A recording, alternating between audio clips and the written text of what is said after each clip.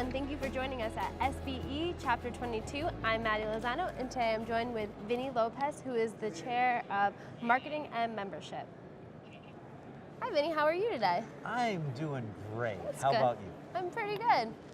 So it says you're in charge of marketing. What exactly do you do with marketing? What we do, marketing and membership are tied together. What we try to do is we try to go out and encourage membership growth and development. We try to recruit new members for the chapter. We try a little bit of P.T. Barnum to get them to join, because every good marketing plan has a little bit of showbiz in it. Mm-hmm. And we try to build the chapter. We try and educate and grow the chapter is basically what we do. Okay. It's pretty interesting. I mean, like, you have people from all over, right? Like, SBE is a worldwide organization of 5,300 members. Locally in upstate New York, there are probably 200 or 300 members among 4 or 5 chapters in upstate New York. We have chapters in Buffalo, Rochester, Syracuse, Binghamton, Ithaca, and Albany.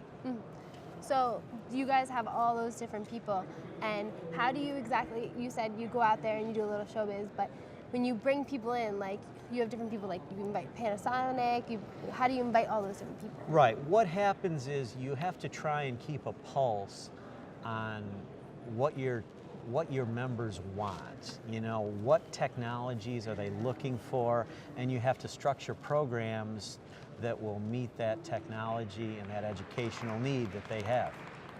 You know, be it Panasonic, be it JVC, be it High Vision, be it Treveni. And those are all people that I've been talking to here at the show about upcoming meetings. So this year is the 40th annual, so that's got to be a big thing. I mean, 40 years. From its humble beginnings at the Treadway Inn in Owego, New York, it's grown to the 30,000+ square foot event center here at Turning Stone, with the high ceilings and the atmosphere that it's a much bigger event size-wise than those original days. It's grown quite a bit is what it boils down to. What do you expect in the future for the Expo? Do you expect it to grow or stay about the same it is now? I would like to think there's a lot of growth potential. However, a paradigm shift has to occur. We have to start thinking outside the box. We have to go after the new technologies, the non-traditional broadcasters. You were here earlier today when we did an hour-long broadcast only to the web, only to students. That kind of stuff, a kid with a camera, a laptop computer with editing software, and a YouTube channel is a broadcaster. In the grand definition of things, he is. And that's the kind of people that we need to broaden our vision for and embrace. So do you think it's going over to the internet more so? There will always be room for broadcast television for the masses. That will always be there. However, I think a lot of people will be moving towards the niche type programming that these streams or podcast networks, shall we call it, or iTunes or Netflix can provide.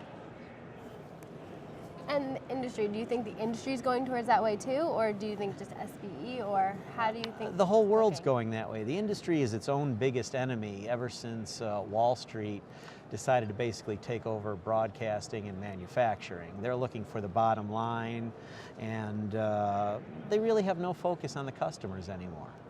So, and that's allowed these kind of internet things to gain momentum. What do you think about the Expo is so great? Like, your top choice? The thing about the Expo that's so great is that I can come here and see so much stuff in one place, technology-wise and equipment-wise, instead of having to do, you know, hours of web searching to look at a picture or a video or something. It's the tactile sensation, the touchy-feely part of it that's important to me. So that you like the fact that you can come here and go to all the different booths? Exactly, yes. What booths do you enjoy coming to see? Well, there's always something cooking at the Panasonic booth, and the fine folks over at DVS Direct have got the newest version of the TriCaster that we're using here to do this with. So when different people come here, they always bring their newest equipment, their newest. That's the general idea. Is you want to put your best foot forward, and bringing your newest stuff is the way you do it. What's your favorite so far this year?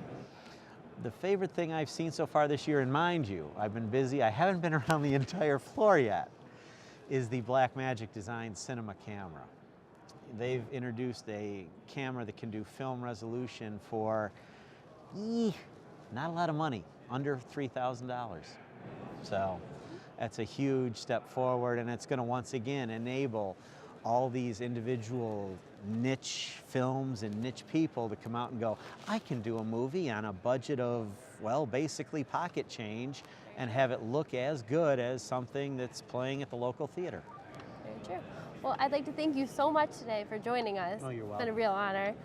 I'd like to thank you all for joining us today from Chapter 22 of the SBE. Thank you for joining us. I'm Maddie Lozano.